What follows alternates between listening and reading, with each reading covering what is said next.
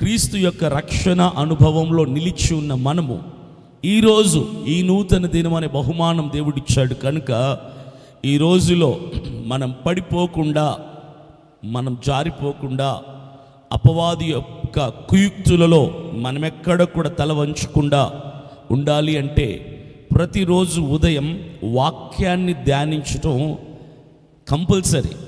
వాక్యాన్ని ధ్యానించటం ద్వారా మన ఆధ్యాత్మిక వరవడిలో ముందుకు సాగిపోవచ్చు, రక్షణ అనుభవాన్ని బలపరుచుకొనవచ్చు. ఈ దినమంతయు కూడా ఉద్యోగాల్లో, వ్యాపారాల్లో, ప్రయాణాల్లో, చదువులో, ఇంటర్వ్యూస్లో ఎక్కడెక్కడో తిరుగుతూ ఉంటాం.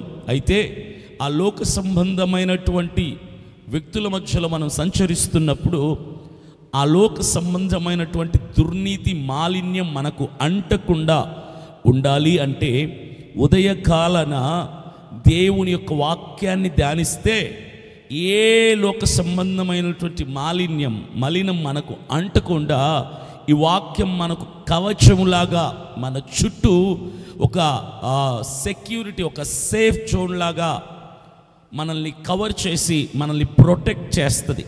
వాక్య ధ్యానులకు వెళ్దాం. దానియేలు జీవితంలో పరిశుద్ధ బైబిల్ గ్రంథంలో అనేకులు ప్రవక్తలు, భక్తులు, యాజకులు, దైవజనులు, నాయకులు ఉన్నారు.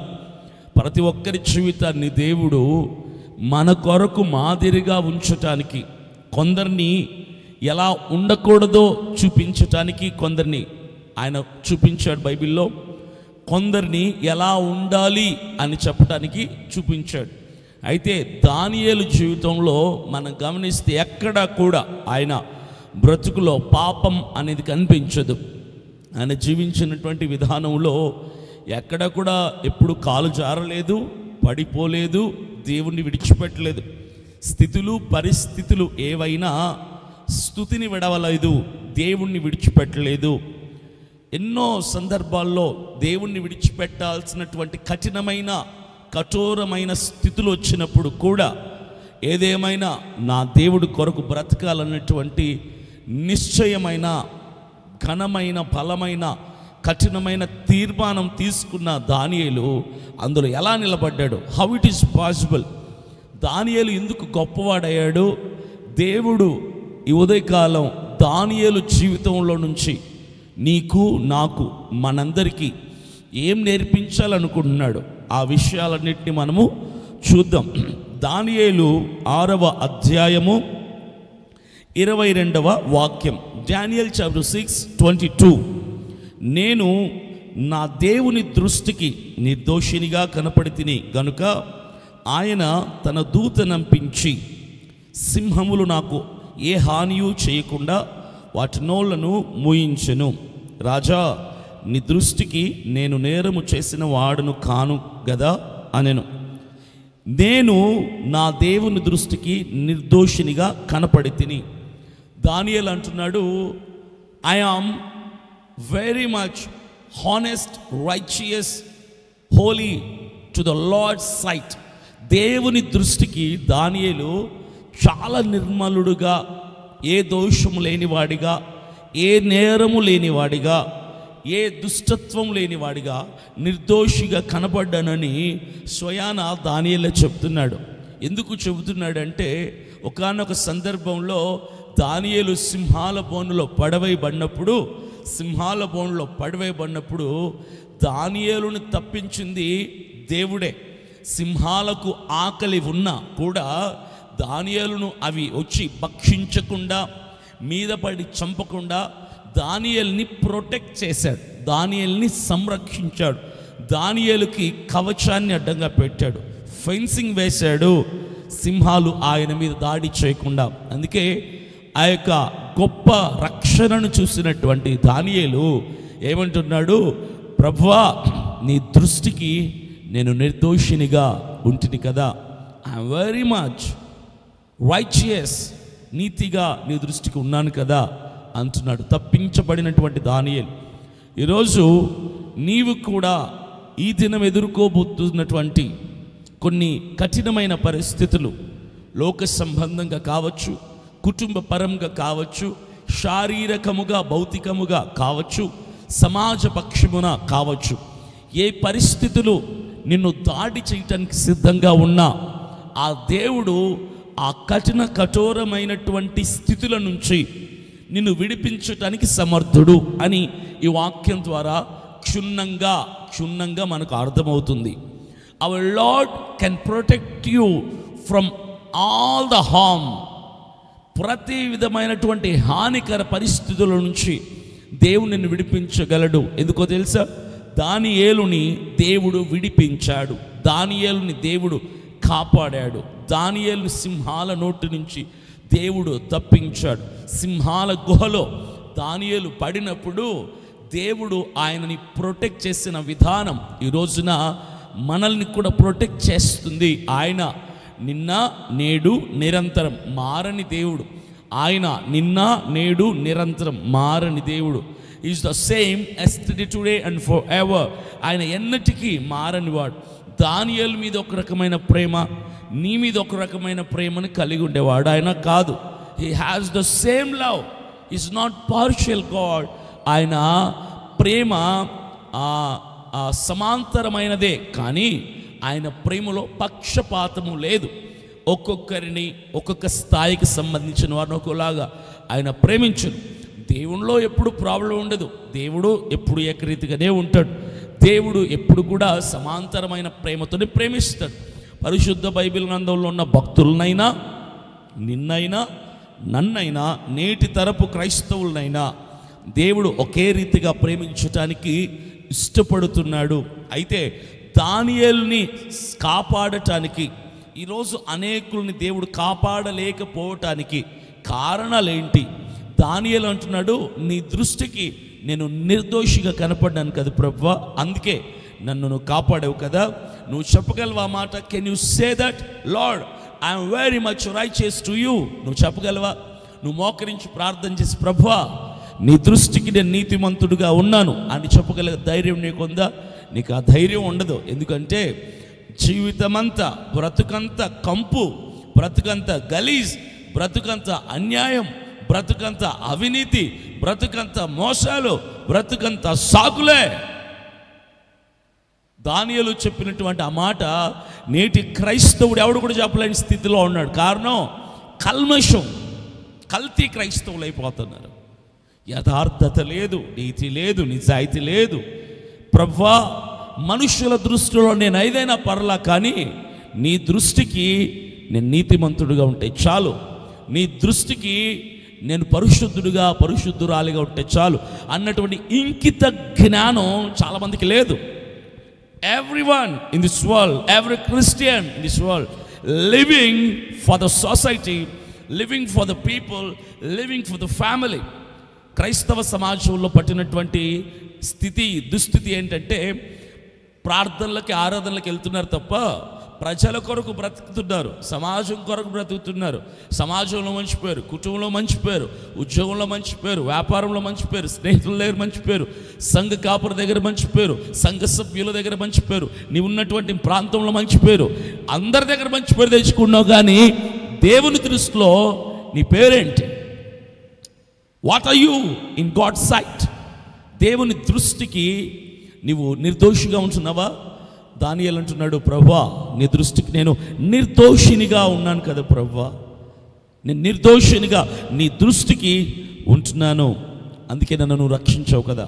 ఈరోజు నువ్వు కూడా దేవుని దృష్టికి నిర్దోషిగా ఉంటే, దేవుని దృష్టికి నువ్వు నీతిమంతుడుగా ఉంటే, దేవుని దృష్టికి నువ్వు అనుకూలమైన భక్తుడుగా ఉంటే, దేవుని దృష్టికి నువ్వు పరిశుద్ధుడిగా, పరిశుద్ధురాలిగా ఉంటే, దానియేలుని రక్షించి సింహాల బోనులో, సింహాల గుహలో, సింహాల నోటి నుంచి తప్పించి, విడిపించి, బ్రతికించి మరో ఆయుష్ని పెంచినటువంటి దేవుడు ఈరోజు నీ జీవితంలో కూడా ఖచ్చితముగా గుర్తుపెట్టుకో, ఖచ్చితముగా ఆయన నిన్ను ప్రొటెక్ట్ చేస్తాడు. ఆయన తత్వమే ప్రొటెక్ట్ చేయటం. పాపంలో పడిపోకుండా, అపవాది నిన్ను దాడి చేయకుండా, హాని నీ మీదికి రాకుండా, కరువు నిన్ను ఉంచకుండా ఆయన ప్రొటెక్ట్ చేసే స్వభావం నా దేవుడిది. But mistake is yours. The problem is not with God, problem is with you. దేవుడు తప్పు చేయడు, చేస్తే నువ్వు చేస్తావు, కానీ దేవుడు ఎప్పుడు తప్పు చేయడు. ఎందుకు దేవుడు తప్పించాడు దానియేలుని డీటెయిల్డ్గా వెళ్తే ఆయన అంటున్నాడు, నీ దృష్టికి నేను నిర్దోషిగా ఉన్నాను. ఎందుకు నిర్దోషిగా కనపడ్డాడు? అసలు దానియేలు నిర్దోషిగా దేవుని దృష్టికి కనిపించడానికి ఆయన చేసినటువంటి ప్రయత్నం ఏంటి, ఆయన పడ్డ ప్రయాస ఏంటి, పాయింట్స్గా నేను చెప్తాను. మొట్టమొదటిగా దానియేలుని సింహాల బోనులో ఎందుకు వేశారు అన్నటువంటి విషయాన్ని నేను క్లుప్తంగా చెప్తాను. దానియేలు 6:13లో ఒక మాట ఉంది. దానియేలు 6వ అధ్యాయం 13వ వాక్యం. అందుకు వారు చెరపట్టబడిన యూదులలోనున్న ఆ దానియేలు నిన్నే గాని నీవు పుట్టించిన శాసనమునే కానీ లక్ష్య పెట్టక అనుదినము ముమ్మారు ప్రార్థన చేయించు వచ్చుచున్నాడు. 16వ వచనం. అంతట రాజు ఆజ్ఞ ఇయ్యగా బంట్రౌతులు దానియేలును పట్టుకొని పోయి సింహముల గుహలో పడద్రోయగా రాజు నీవు అనుదినము తప్పక సేవించుచున్న దీని దేవుడు నిన్ను రక్షించునని దానియేలుతో చెప్పెను. 24వ వచనం. రాజు ఆజ్ఞ ఇయ్యగా దానియేలు మీద నింద మోపిన ఆ మనుషులను వారు తోడుకొని వచ్చి సింహముల గుహల పడద్రోసిరి. వారిని, వారి కుమారులను, వారి భార్యలను పడద్రోసిరి. వారు ఆ గుహ అడుగునకును రాక మునిపే సింహములు పాలైరి. సింహములు వారి ఎముకలను సహితం పగులు గొరికి పొడి చేసెను. అయితే దానియేలు ఎందుకు గుహలో పడవేయబడ్డాడు, సింహాల బోన్లో పడవేయబడ్డాడు అంటే, రాజు నియమించినటువంటి నియమాన్ని దాటి వేరే ఏ దేవునికి మీరు ప్రార్థనలు చేయకూడదు, ప్రార్థనలు ఆపేయండి మీ దేవుళ్ళకి అని ఒక ఆజ్ఞని ఇవ్వగా దానియేలు ఆ ఆజ్ఞని లెక్క చేయలేదు. ఎందుకో తెలుసా? దానియేలు ఆజ్ఞలకు తల వంచేవాడు కాదు, మనుషులు రాజుల మాటకు తలదించుకునేవాడు కాదు. దానియేలు దేవుడి మాటకు విధేయుడిగా ఉండాలనుకునేవాడు, దేవుడి మాటను బట్టి బ్రతకాలనుకునేవాడు, దేవుని కొరకు జీవించాలనుకునేవాడు దానియేలు. అయితే అనుదినము ముమ్మారు ప్రార్థన చేసేటువంటి స్వభావం కలిగిన వాడు దానియేలు. అయితే కొంతమంది అక్కడ ఉండేవాళ్ళు, ఈయనతో పాటుగా ఉండేవాళ్ళు, ఆ రాజ్యంలో రాజు దగ్గర ఉండేవాళ్ళు, దానియేలు చుట్టూరా ఉండేవాళ్ళు. అయితే ఏం చేస్తారు తెలుసా? ఈ దానియేలు మీద పగా ప్రతీకారాలతో ఉన్నారు. ఎప్పుడెప్పుడు దానియేలు దొరుకుతాడా, దానియేలుని తీసుకెళ్ళి రాజుకు అప్పచెప్దామా, ఈ దానియేలుని ఏదో ఒకటి చేసి శిక్షించాలరా, చాలా ఎక్కువ చేస్తున్నాడు, దానియేలు చాలా ఓవర్ యాక్షన్ చేస్తున్నాడు, ఈ దానియేలుకి శిక్ష పడాలంటే మనం ఏదో ఒక దగ్గర దానియేలుని తప్పు పట్టాలి అని వెతుకుతున్న వారికి లడ్డు కావాలా బాబు అన్నట్టుగా దానియేలు దొరికాడు. ఎందుకు? రోజుకి 3 సార్లు ప్రార్థన చేస్తే రాజు ఆజ్ఞని ఖాతరు చేయని వాడిగా, నేరస్తుడిగా ఆయన చిత్రీకరించబడ్డాడు రాజు దృష్టిలో. అయితే ఆ అనుచరులు ఎవరైతే ఉన్నారో దానియేలు మీద కుట్ర పన్నిన వారు రాజు దగ్గరికి వెళ్ళి, రాజా నువ్వు దానియేలుని, నువ్వు మొత్తం ఇక్కడ ఉన్నటువంటి రాజ్యం అంతటి నువ్వు ఆజ్ఞనిచ్చావు కదా, మీ దేవుళ్ళకి మీరు ప్రార్థన చేసుకోకూడదని, మరి దానియేలుని ఆజ్ఞని లెక్క చేయకుండా ఆయన దేవునికి ఆయన ప్రతిరోజు ముమ్మారు ప్రార్థన చేస్తూనే ఉన్నాడు, మరి ఏం చేద్దాం అంటే దానియేలుని పట్టుకొని రండి అని చెప్పాడు రాజు. రాజు దగ్గరికి తీసుకెళ్ళారు. దానియేలుని తీసుకెళ్ళి బంధించి సింహాలు ఉన్నటువంటి గుహలో బోన్లో కాదు, గుహ, సింహాల బోను వేరు, సింహాల గుహ వేరు. బోను అంటే 1-2 సింహాలు ఉంటాయి, గుహ అంటే 100 సింహాలు ఉంటాయి. ఆ 100లాది సింహాలు ఉన్నటువంటి సింహాల గుహలో దానియేలుని తీసుకెళ్ళిపోయి పడవేశారు, తలుపు పెట్టేశారు, వేసేసి తలుపు పెట్టేశారు. అయితే అక్కడ లోపల పడ్డటువంటి దానియేలు సింహాలను చూడగా హడలిపోయాడు, భయపడిపోయాడు. ఏమైపోద్దో, నన్ను చంపేస్తాయే, నా మీదకి వచ్చేస్తాయని భయపడ్డాడు. భయపడినటువంటి ఆ సమయంలో ప్రార్థన చేశాడు. దానియేలుకి భయం వచ్చినా ప్రార్థనే, ధైర్యం వచ్చినా ప్రార్థనే, బాధ కలిగినా ప్రార్థనే, సంతోషం కలిగిన ప్రార్థనే, నిందలు పడిన ప్రార్థనే, ఉత్సాహం కలిగిన ప్రార్థనే, ఘనత కలిగిన ప్రార్థనే. దానియేలుకు అలవాటు అయిపోయింది ఏంటో తెలుసా? ప్రార్థన. క్రైస్తవుడికి అలవాటు అవ్వాల్సింది ఏంటో తెలుసా?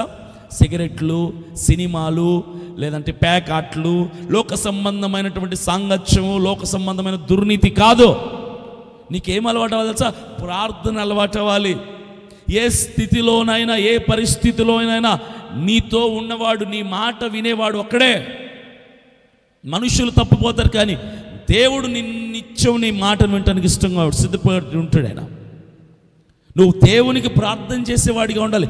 What kind of situation of facing in your life, how deep it is, how height it is, you just go in to the presence of God and pray to the lord. కష్టం, పరిస్థితి ఎంత కఠినమైందైనా, ఎంత కష్టమైందైనా నువ్వు ప్రార్థన చేస్తే దేవుడు ఆలకిస్తాడు.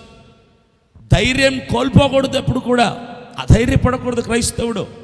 సింహాల బోనులో దానియేలు పడితే భయపడి పిరికి వాళ్ళ ఏడవలేదే, భయములో కూడా ప్రార్థన చేస్తున్నాడు దేవుడు. కారణం ఏంటో తెలుసా? సింహాలేంటి, ఆఫ్టర్ ఆల్ నా దేవుడు నన్ను సింహాల నుంచి తప్పించగలడంటే విశ్వాసం, నమ్మకం. అయితే ప్రార్థన చేశాడు, దేవుడు తప్పించాడు. అది విషయం. ఎందుకు పడేశారు, దేవుడు ఎందుకు తప్పించాడు, ఎందుకు పడేశాడు అర్థమైంది కదా. దానియేలు రాజుకి ఇష్టం లేనటువంటి చర్య చేశాడు. ఏమి ఇష్టం లేదు? దానియేలు తన దేవునికి ప్రార్థన చేయటం ఇష్టం లేదు, అందుకే శిక్షించారు. దేవుడు ప్రార్థన చేశాడు, దేవుడు తప్పించాడు. అందుకే నేను అంటున్నాడు, నీ దృష్టికి నేను నీతిమంతుడిగా కనపడి తిని కదా, నిర్దోషిగా కనపడి తిని కదా, అందుకే కదా ప్రభువా నీవు నన్ను రక్షించావు అంటున్నాడు. ఇప్పుడు నిర్దోషిగా కనపడటానికి ఆయనకున్నటువంటి గుణగణాలేంటి? దానియేలు సింహాల బోనులో తప్పించబడటానికి, నిర్దోషిగా దేవుని దృష్టికి అవడానికి గల కారణాలేంటి చూద్దాం. మొదటిది, దానియేలు శ్రేష్టమైనటువంటి బుద్ధి కలవాడు. దానియేలుకి శ్రేష్టమైన బుద్ధి ఉంది, పనికి మాలిన బుద్ధి లేదు. ఈరోజు చాలామంది క్రైస్తవ సమాజంలో తెల్ల బట్టలు కట్టుకొని సంఘాలకు వెళ్ళే వాళ్ళు కూడా పనికి మాలిన బుద్ధితో బతుకుతుంటారు. బుద్ధి వేరు, భక్తి వేరు. బుద్ధి వేరు, ప్రార్థన జీవితం వేరు. బుద్ధి వేరు, దేవునికి ఇష్టంగా బ్రతకటం వేరు. ఇక్కడ దానియేలు మంచి బుద్ధి కలిగినటువంటి వాడు, శ్రేష్టమైన బుద్ధి కలిగినటువంటి వాడు. చాలామందికి భయంకరమైనటువంటి చెడు బుద్ధి ఉంటుంది. ఈ వాక్యాన్ని చదువుతాను. దానియేలు 6వ అధ్యాయము 3వ వచనం. దానియేలు అతి శ్రేష్టమైన బుద్ధి గలవాడై ప్రధానులలోను అధిపతులలోను ప్రఖ్యాతి నొందిన వాడాయుండను గనుక రాజ్యమంతటి మీద అతన్ని నియమింపవలనని రాజు ఉద్దేశించెను. దానియేలు బుద్ధిని చూసి రాజు ఫిదా అయిపోయాడు. రాజు ఫిదా అయిపోయి దానియేలుని రాజ్యమంతటి మీద అధికారాన్ని అప్పచెప్పాడు. ప్రఖ్యాతి నొందిన వాడాడు. రాజ్యమంతటి మీద అతన్ని నియమింపవాలని రాజు ఉద్దేశించడానికి గల కారణం, అంత గొప్ప ఖ్యాతి, అంత గొప్ప ఘనత, అంత గొప్ప వైభవం, అంత గొప్ప స్థానం, అంత ఘనమైనటువంటి హోదా అక్కడ దానియేలుకు దక్కడానికి గల కారణం ఏంటో తెలుసా? ఆయన బుద్ధి. చాలామంది క్రైస్తవులకి బుద్ధి బాగోదు. నీకు మంచి బుద్ధి కనుకుంటే నీ శత్రువును ప్రేమిస్తావు. నీకు మంచి బుద్ధే ఉంటే నువ్వు ఆఫీసులో ఉన్నా, స్కూల్లో ఉన్నా, కాలేజీలో ఉన్నా, వ్యాపారంలో ఉన్నా, ప్రయాణంలో ఉన్నా నువ్వు క్రైస్తవుడివి అని చెప్పకనే తెలియపరచబడుతుంది నీ తోటి వారికి. నువ్వు చెప్పుకోకర్లా, నీ డ్రెస్ మాట్లాడకర్లా, నీ చేతిలో బైబిల్ మాట్లాడకర్లా, నీ బుద్ధి మాట్లాడాలి. నీ భక్తి నువ్వు ఒంటరిగా ఉన్నప్పుడు, సంఘంలో ఉన్నప్పుడు పనికి వస్తుంది. నీ భక్తి, నీ ప్రార్థన జీవితం నువ్వు ఒంటరిగా ఉన్నప్పుడు, సంఘంలో ఉన్నప్పుడు పనికి వస్తుంది. వాక్యాన్ని ధ్యానించు, అన్నీ మంచివే. కానీ చాలామంది ఇవన్నీ చేస్తారు, కానీ బుద్ధి బాగోదు. పనికి మాలిన బుద్ధులు. ఎగ్జాంపుల్ చెప్పనా?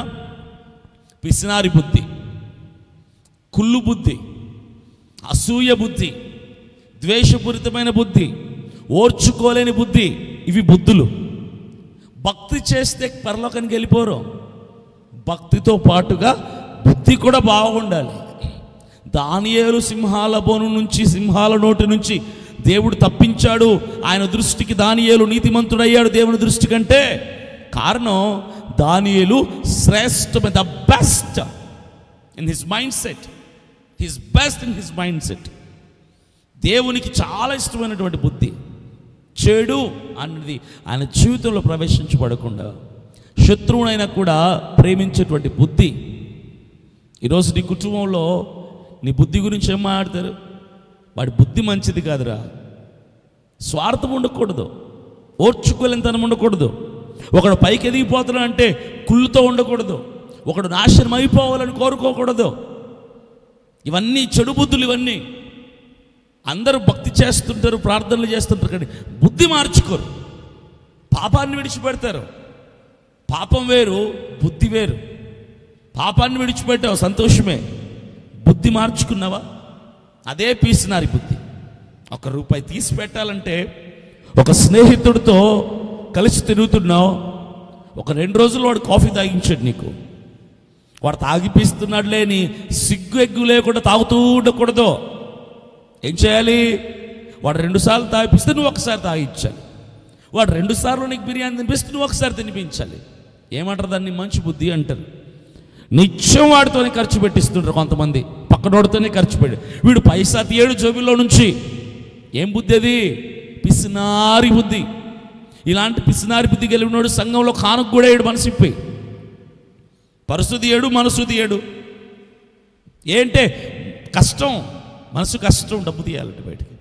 రోడ్డు మీద సిగ్నల్ పాయింట్స్ దగ్గర అడుక్కునే వాళ్ళు, బిచ్చమనుకునే వాళ్ళు, భిక్షాటకులు వస్తే కనీసం ₹1 చిల్లర తీసేయడానికి మనసు రాదు. ఏం బుద్ధి అది? చెడు బుద్ధి. క్రైస్తవుడివే, సేవకుడివే, కానీ బుద్ధి మంచిలే, బుద్ధి సరిలేదు. దానియేలు శ్రేష్టమైన బుద్ధి గలవాడు కాబట్టి రాజు అతనికి ప్రఖ్యాతినిచ్చి రాజ్యమంతటి మీద అధికారం నియమించాలని దానియేలుని బట్టి రాజు ఇన్స్పైర్ అయిపోయాడు, ఇన్ఫ్లుయెన్స్ అయ్యాడు, ఫిదా అయిపోయాడు. అలా నీ బుద్ధి ఉంటే నీ కుటుంబంలో నిన్ను కూడా దేవుడు హెచ్చిస్తాడు. నీ ఉద్యోగులు దేవుడు నిన్ను హెచ్చించాలంటే మంచి బుద్ధి కలిగి ఉండాలి. నీ వ్యాపారంలో దేవుడు నిన్ను హెచ్చించాలంటే నీ బుద్ధి సరిగ్గా ఉండాలి. శత్రువునైనా సరే ఎదగాలని కోరుకోవాలి. పగవాడు కనిపించిన ప్రేమగా పలకరించాలి. ఆ ప్రేమ కలిగిన పలకరింపులో వాడికి నీలో క్రీస్తు కనిపించాలి. యేసుక్రీస్తు ప్రభువులు వారంటే ఈజ్ నథింగ్ బట్ లవ్. ఆయన ప్రేమ, అంతే, ప్రేమ అయి ఉన్నాడు ఆయన. కాబట్టి నీలో ఈ మంచి బుద్ధి, దానియేలులో ఉన్నటువంటి ఈ మంచి బుద్ధి నీలో కూడా ఉండాలి అని దైవ సేవకునిగా నేను ఆశిస్తూ ఉన్నాను. రెండవది, రాజ్యములో ప్రముఖుడు. దానియేలు రాజ్యమంతటి మీద ప్రముఖుడుగా ఉన్నాడు. దానియేలు 6వ అధ్యాయం 2వ వాక్యం నేను చదువుతాను, మీరు వినండి. వారి పైన 3 ప్రధానులుగా నియమించెను. ఆ 3లో దానియేలు ముఖ్యుడు. దానియేలు చాలా ప్రముఖుడిగా ఆ రాజ్యంలో ప్రధానుడిగా నియమించాడు. రాజునకు నష్టము కలుగకుండునట్లు ఆ అధిపతులు తప్పకుండా వీరికి లెక్కలు ఒప్పచెప్పవలనని ఆజ్ఞని ఇచ్చెను. 3 ప్రధానులుగా ఆ రాజ్యంలో నిలబెట్టాడు రాజు. ఆ 3 ప్రధానులలో కూడా దానియేలుని వారి మీద పైగా నిలబెట్టాడు. దానియేలుని వారికి పైగా నిలబెట్టాడు. దానియేలుని ఎందుకు దేవుడు అంత హెచ్చిస్తున్నాడు? రాజ్యంలో ఎందుకు అంత హెచ్చిస్తున్నాడు? కారణం ఏంటి? దానియేలు యొక్క మంచి బుద్ధిని బట్టి హెచ్చిస్తూ ఉన్నాడు. ముఖ్యమైన వాడిగా దానియేలుని దేవుడు హెచ్చించాడు, రాజు హెచ్చించాడు. నీ బ్రతుకు బాగుంటే, నీ బ్రతుకు దేవుడు నచ్చితే ఆటోమేటిక్గా నీ ఆఫీసర్ నచ్చుతాడు. నీ బ్రతుకు దేవుడు ఇష్టపడితే ఆటోమేటిక్గా నీ భార్య, నీ భర్త ఇష్టపడతాడు. నీ బ్రతుకు దేవుడికి అనుకూలముగా ఉంటే ఆటోమేటిక్గా నీ శత్రువులు కూడా నీ కాళ్ళ దగ్గరికి వస్తారు.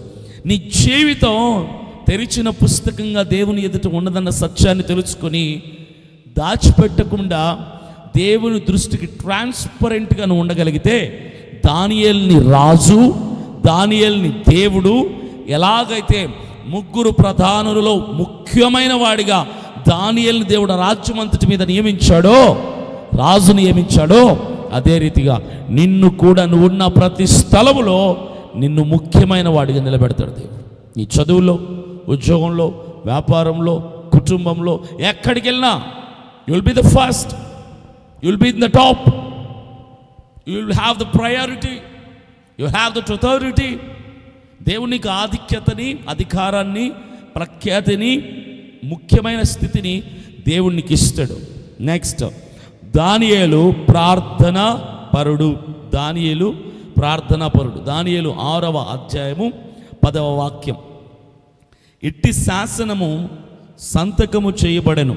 దానియేలు తెలుసుకొనినను అతడు తన ఇంటికి వెళ్ళి యథాప్రకారముగా అనుదినము ముమ్మారు మోకాళ్ళూని తన ఇంటి పైగది కిటికీలు యెరూషలేము తట్టునకు తెరవబడి ఉండగా తను దేవునికి ప్రార్థన చేయుచు ఆయనను స్తుతించుచు వచ్చెను. దానియేలు ఎవరు? ప్రార్థన పరుడు. దానియేలు ప్రార్థనా పరుడు. మీలో చాలామంది మిమ్మల్ని మీరు అనేసుకుంటూ ఉంటారు, I am prayer warrior, I'm prayerful person. నేను ప్రార్థన యోధుణ్ణి, ప్రార్థనా సైనికుణ్ణి, ప్రార్థనా వీరుణ్ణి, ప్రార్థనా పరుడిని, ప్రార్థనా పరుడిని. ప్రార్థనా పరులు అంటే ప్రార్థనా పరుని యొక్క లక్షణం ఏంటో తెలుసా? ఆనందం కలిగినప్పుడు ప్రార్థన చేసేవాడే కాదు, కష్టంలో ప్రార్థన చేసేవాడే కాదు, నష్టంలో ప్రార్థన చేసేవాడే కాదు. ఏ స్థితిలోనైనా కూడా మరణమే నీ ఇంట పొంచి ఉన్న నీ గుమ్మంలో మరణమే నీ కొరకు ఎదురు చూస్తున్నా కూడా నువ్వేం చేయాలి తెలుసా? ప్రార్థన చేయాలి. రాజు యొక్క శాసనాన్ని కొట్టిపడేసి దానియేలు ఏం చేశాడు తెలుసా? ప్రార్థన, ముమ్మారు ప్రార్థన చేస్తున్నాడు. రాజే కదా, రాజుకు నేనంటే చాలా ఇష్టం కదా, రాజు నన్ను ప్రేమిస్తాడు కదా, రాజు నన్ను ప్రధానుల్లో అత్యధికమైన వాడికి నిలబెట్టాడు కదా, రాజుకు నేనంటే చాలా మక్కువ కదా అని రాజు కోసం తల ఉంచాడా? రాజు కోసం ప్రార్థన చేయటం మానేశాడా? దానియేలు ముందర ఇద్దరున్నారు ఇప్పుడు, ఒకటి దేవుడు, ఒకటి తన రాజు. ఇప్పుడు రాజు అన్నాడు, రేయ్ ఎవరు మీ దేవుళ్ళకు ప్రార్థనలు చేయకూడదు. దేవుడు అన్నాడు, అనుదినము నాతో రక్షణ అనుభవాన్ని కలిగి ఉండాలి. ఇప్పుడు దానియేలు ఒకరికే న్యాయం చేయగలడు, ఇరువురికి చేయలేడు, ఇరుపక్షాల వర్గముల వారికి న్యాయం చేయలేడు దానియేలు. అయితే దానియేలు ఏం చేశాడు తెలుసా? రాజుని పక్కన పెట్టేసి, రాజు మాట ఖాతరు చెయ్యక, రాజును పెడచెవిన పట్టేసి దేవుణ్ణి తృప్తిపరిచాడు.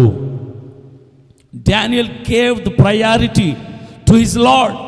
తన దేవునికి ప్రాధాన్యతనిచ్చాడు. అక్కడ రాజు తన రాజ్యంలో దానియేలుకు ప్రాధాన్యతనిచ్చాడు, దానియేలు తన జీవితంలో దేవునికి ప్రాధాన్యతనిచ్చాడు. దానియేలుకు ప్రాధాన్యత ఇచ్చిన రాజుకు ప్రాధాన్యత ఇవ్వలా. మొహమాటంతో, సిగ్గుతో, బిడియంతో దానియేలు రాజుకి ఇవ్వలా ప్రయారిటీ. ఏదేమైనా నా దేవుడే నా జీవితంలో ప్రథముడు, ఎవరెన్ని చెప్పినా ఎవడి మాట ఖాతరు చేసేదే లేదు అని ఆయనకు అలవాటైనటువంటి ప్రార్థన జీవితంలోకి వెళ్ళిపోయాడు. అనుదినము ముమ్మారు ప్రార్థన చేశాడు. ప్రార్థన చేస్తే ఏమైంది? చంపివేయబడతారు, శిక్షింపబడతారు. అది తెలుసు, చంపేస్తారని తెలుసు, సింహాల గుహలో వేస్తారని తెలుసు. రాజు మాటకు వ్యతిరేకంగా ప్రవర్తించిన వాడు ఎవడైనా వాడు చంపబడతాడు అని తెలుసు దానియేలుకి. కానీ చచ్చిపోనికైనా సిద్ధపడ్డాడు. కానీ ప్రార్థన విడిచిపెట్టాడా? లైవ్ వీక్షిస్తున్న మిమ్మల్ని అడుగుతున్నాను, మీ గుండెల మీద చేసుకొని చెప్పండి, రోజుకి ఎన్నిసార్లు ప్రార్థన చేస్తారు మీరు? పాస్టర్ గారు మేము కూడా రోజుకి 3 సార్లు చేస్తామండి అని కామెడీలు చేయకండి. మీరు 3 సార్లు చేస్తారు. దానియేలు రోజుకి ముమ్మారు ప్రార్థన చేస్తే మీరు కూడా ముమ్మారు చేస్తారు. నాకు తెలుసది. ఏం ప్రార్థన తెలుసా? కళ్ళు తెరవంగానే ఉదయం, ప్రవ్వా చచ్చిపోతాను అనుకున్న ఆయన మళ్ళీ బతికించావా, నీకు స్తోత్రం ప్రవ్వా, ఈరోజంతా నా పనికి మాలిన పనులలో నాకు తోడుగా ఉండు నాయన, ఆమేన్. అయిపోయింది ఒక ప్రార్థన. రెండో ప్రార్థన, మధ్యాహ్నం భోజనాన్ని కూర్చుని, ప్రవ్వా భోజనాన్ని కూర్చుంటున్నాను నాయన, కడుపు నిండా బాగా తిని అరిగించుకునే శక్తిని నాకు ఇవ్వు ప్రవ్వా. అయిపోయింది, ఆమేన్. మూడో ప్రార్థన, రాత్రి, ప్రవ్వా నేను పడుకుంటున్నాను, నిద్రలో నేను చచ్చిపోకుండా నాకు తోడుగా ఉండి సహాయం చేసి, ఇంకా నా జీవితంలో చేయాల్సిన పనికి మాలిన పనులు చాలా ఉన్నాయి కాబట్టి మరొక్క రోజు నాకు ఈ నాయన, ఆమేన్. ముమ్మారు ప్రార్థన అదే. ఉదయం నిద్ర లేచినప్పుడు, మధ్యాహ్నం భోజనం చేసినప్పుడు, రాత్రి పడుకున్నప్పుడు, అంతే. ముమ్మారు ప్రార్థన. ఈ ప్రార్థన దేవుడు వింటాడా? క్రైస్తవుడు మోకరిస్తే మినిమం చెప్తున్న, తక్కువలో తక్కువ అంటే అరగంట ప్రార్థనలో కూర్చోవాలి. అరగంట తర్వాతనే దేవునితో సహవాసం ఏర్పరచబడుతుంది. ఎక్స్పీరియన్స్గా చెప్తున్నాను, విత్ ప్రాక్టికల్ ఎక్స్పీరియన్స్. అరగంట ప్రార్థన తర్వాత, అరగంట వరకు నువ్వు ఎంత ప్రార్థన చేసినా దేవుడితో కనెక్ట్ అవ్వలేవు. ఎందుకో తెలుసా? అప్పటి వరకు లోకంతో కనెక్ట్ అయిన మనము దేవుడితో కనెక్ట్ అవ్వాలి అంటే ఏం చేయాలి తెలుసా? అరగంట టైం పడుతుంది. ఆ ప్రార్థన చేస్తుంటే ఏవేవో ఆలోచనలు వస్తుంటాయి, ఏవేవో జ్ఞాపకం వస్తుంటాయి, ఏవేవో పనులు గుర్తొస్తుంటాయి, ఎవడెవడో మొహాలు కనిపిస్తూ ఉంటాయి. ప్రార్థన చేస్తుంటే ఏవేవో డిస్టర్బెన్సెస్ వస్తాయి. అరగంట తర్వాత అవన్నీ క్లియర్ అయిపోయి దేవుడు నువ్వు ఇద్దరు మాత్రమే ఉంటారు. ఏ రోజైనా చేశారు అరగంట ప్రార్థన? ఏ రోజైనా దేవునితో గంటల తరబడి గడిపిన అనుభవాలు మీకున్నాయా? ఉండవు. అందుకే దానియేలుని పరిరక్షించి తప్పించిన దేవుడు మిమ్మల్ని తప్పించట్లే ఈరోజు ప్రమాదాల నుంచి, ఇబ్బందుల నుంచి. కారణం ఆయనకున్న ప్రార్థన జీవితం మీకు లేదు. నెక్స్ట్, దానియేలు నిందారహితుడు. ఆయన నిందారహితుడు. 6వ అధ్యాయము 4వ వాక్యం. అందుకు ప్రధానులను అధిపతులను రాజ్యపాలన విషయములో దానియేలు మీద ఏదైనా ఒక నింద మోపవలనని ఉండి తగిన హేతువు కనిపెట్టుచుండిరి గాని దానియేలు నమ్మకస్తుడై నేరమైనను ఏ తప్పైనను చేయువాడు కాడు గనక దానియేలులో తప్పైనను లోపమైనను కనుగొనకపోయిరి. దానియేలుని ఏ రకంగా ఇరికిద్దామా, రాజుకు అప్పచెబుదామా, ఈ దానియేలుని చూడలేకపోతున్నామని ఓర్చుకోలేని పనికిమాలిన వెధవలు కొంతమంది దానియేలు చుట్టూ సీసీ కెమెరాలు పెట్టినట్టుగా వాళ్ళ కళ్ళు పెట్టారు. ఆయన కూర్చున్నా, లేచినా, పడుకుంటున్నా, తిరుగుతున్నా, ఏం చేస్తున్నా 24 గంటల అబ్జర్వేషన్లో పెట్టారు దానియేలుని. 24 hours Daniel was in surrounding observation. He was surrounded by enemies. శత్రువుల చేత చుట్టివేయబడ్డాడు. వాళ్ళందరూ అతన్ని స్కాన్ చేస్తూ ఉన్నారు. ఎక్కడ తప్పు దొరుకుతుందా, ఎక్కడ దొరుకుతాడా? మనిషే కదా దానియేలు కూడా. ఎందుకు తప్పు చేయడో చూద్దాం, ఏదో ఒక తప్పు పట్టుకోవాలరా, ఏదో ఒక దాంట్లో ఇరికించాలరా. కానీ వాళ్ళు ఏ తప్పుని కనుగొనలేకపోయారు. ఈరోజు నీ జీవితంలో నీ బ్రతుకు ఒక సీసీ కెమెరా పెట్టేస్తే నువ్వు ఎన్ని పనికిమాలిన పనులు చేస్తున్నావో భార్యకు తెలియకుండా, భర్తకు తెలియకుండా ఎన్ని పనికిమాలిన వేషాలు వేస్తుంటారో, అమ్మా నాన్నలకు తెలియకుండా ఎన్ని పనికిమాలిన చేష్టలు చేస్తుంటారో, కుటుంబానికి తెలియకుండా ఎంత భయంకరమైన దుర్భరమైన స్థితిలో ఉంటారో, సంఘ సభ్యులకి సంఘ కాపరికి తెలియకుండా ఎన్ని నాటకాలు డ్రామాలు వేస్తారో, దేవుడున్నాడని మరిచిపోయి ఎన్ని పనికిమాలిన పాపపు క్రియలలో మీరు బందీలై ఉంటారో. ఒక్క సీసీ కెమెరా పెడితే చాలు మీ వెనకాల. ఒక్కరోజు మీ పాపమంతా బహిర్గతమైపోతుంది, మీ బ్రతుకంతా బహిర్గతమైపోతుంది, మీ పనికిమాలిన జీవితం అంతా బయటకు వచ్చేస్తుంది. ఒక్కరోజు కనిపెడితే చాలు, ఒక్కరోజు నువ్వు అబ్జర్వేషన్లో ఉంటే చాలు, నీకు అయిపోయింది నీ బ్రతుకు. అంతే. ఎంత దుర్మార్గుడివా! ఇన్ని రోజులు నువ్వు మంచోడు అనుకున్నాం కదరా, ప్రార్థనాపరుడు అనుకున్నాం కదరా, భక్తిపరుడు అనుకున్నాం కదరా, ఏమీ తెలియని అమాయకుడు, నోట్లో వేలు పెడితే కొరకడం కూడా తెలియదు అనుకున్నాం కదరా అన్న వాళ్ళే దుర్మార్గుడా, నీచుడా, దరిద్రుడా, ఇలాంటోడివా ఎప్పుడు నిన్ను అబ్జర్వేషన్లో పెడితే. మీకు దేవుడు ఇచ్చిన కృప ఏంటో తెలుసా? అబ్జర్వేషన్లో పెట్టే మనుషులు లేరు మీ చుట్టూ. సంతోషించండి. మీ చుట్టూ అబ్జర్వ్ చేసే వాళ్ళు ఎవరు లేరు రాత్రింపగలు మిమ్మల్ని. కానీ దానియేలు చుట్టూ ఉన్నారు, అబ్జర్వేషన్లో పెట్టారు దానియేలుని చిన్న తప్పు కనుగొనటానికి. కానీ గొప్ప విషయం ఏంటో తెలుసా? దానియేలు దేవుని యందు భయభక్తులు కలిగిన వాడు కాబట్టి శత్రువుల కనుదృష్టికి కానీ, దేవుని కనుదృష్టికి కానీ, రాజు యొక్క కనుదృష్టికి కానీ ఏ నేరము చేసిన వాడిగా చిన్న లోపమైనను కనపడలేదు. దేవునికి మహిమ కలుగును గాక. అలాంటి స్థితిని కలిగి ఉండాలి. ఎవడు కనిపెట్టినా, ఎవడొచ్చినా, ఎవడు చూసినా, ఎక్కడ ఎప్పుడు ఎలా చూసినా నీలో పాపం కనిపించకూడదు. దానియేలులో పాపం కనిపించాలి. Why? Because sin did not take place, could not able to take place in Daniel's life. పాపము దానియేలు జీవితంలో చోటు చేసుకోలేకపోయింది. ఆయన తలుపులు తెరవల అవకాశం ఇవ్వాల. చాలామంది పాపానికి ఊరికే అవకాశం ఇచ్చేస్తారు, కానీ దానియేలు పాపమునకి అవకాశం ఇవ్వకుండా తను దేవుణ్ణి మెప్పించాలని, దేవుని దృష్టికి నీతిమంతుడుగా, నిర్దోషంగా ఉండాలని బ్రతికిన వాడు కాబట్టి ఆయన చుట్టూ ఉన్న మనుషులు ఎవరు కూడా ఆయన లోపాన్ని, తప్పుని, పాపాన్ని, బలహీనతని కనుగొనలేకపోయారు. Why? Because he was very much righteous and transparent to the lord. అతను నీతిమంతుడు, యథార్థపరుడు, దేవుని దృష్టికి తెరిచిన పుస్తకం వంటి వాడు కాబట్టి ఆయన ఏ తప్పుని కనుగొనలేకపోయారు. హింసింపబడిన వాడు దానియేలు. దానియేలు హింసనందాడు. 6వ అధ్యాయం 16వ వాక్యం.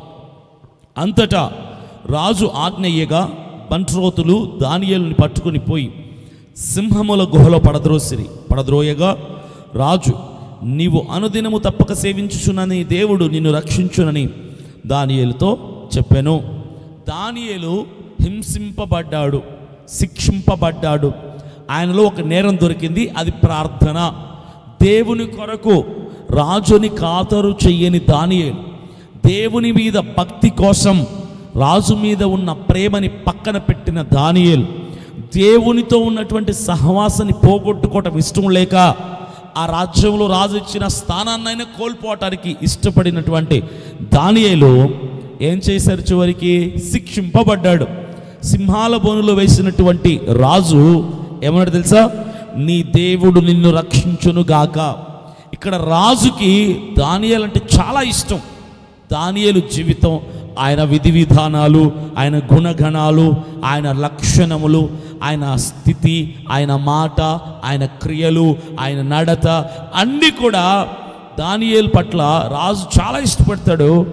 దానియేలు దేవుడన్నా కూడా రాజుకి ఇష్టమే. అందుకే అంటున్నాడు, దానియేలుని సింహాల బోనులో పడవేయటానికి రాజుకి ఇష్టం లేదు, కానీ సింహాసనం మీద కూర్చున్నవాడు కాబట్టి తప్పు చేసిన వాడు ఎవడైనా, రాజు ఆజ్ఞని మీరిన వాడు ఎవడైనా శిక్షింపబడాలి కాబట్టి మనసు కష్టం చేసుకుని దానియేలుని సింహాల బోనులో పడవేస్తుంటున్నాడు.